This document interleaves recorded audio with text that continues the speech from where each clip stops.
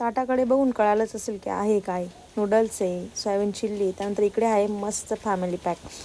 पिल्लूच्या चेहऱ्याकडे बघून तुम्हाला कळलंच असेल की फॅमिली पॅक आणण्याचा आनंद किती होता. मस्तपैकी सकाळी मस्तपैकी माझ्या झाडाला खूप सुंदर असे लाल लाल कलरचे फुलं आले. ते फुलं इतके सुंदर होते की माझ्याकडनं मोहने आवडले गेले. मी त्याचं मस्त शूट काढून घेतलं.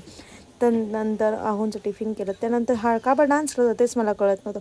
मस्त वांगबटाट्याची भाजी, भाकरी, जेवण वगैरे बनवलं मी. मस्त टिफिन पॅक केल्यानंतर ही इकडे दूध आलं होतं, साय वगैरे काढून घेतलं. आणि हा जेवढा झोपताना क्यूट दिसतो ना तेवढा अजिबातच नाही, कारण की उठल्यानंतर तो किती त्रास देते फक्त मला माहिती आहे. त्यानंतर कपडे वगैरे साफ म्हणजे घड्या वगैरे घालून घेतल्या. त्यानंतर आज होती दीपावशी, त्यामुळे सगळे दिवे वगैरे धुवून घेतले. छान असं पाट मांडलं, त्याच्यावर कपडा टाकला, सगळे दिवे ठेवले, मस्त फुलं वगैरे लावले, धूप बत्ती वगैरे लावली, दिव्यांची पूजा वगैरे केली आणि छान अशी पूजा वगैरे मांडून घेतली.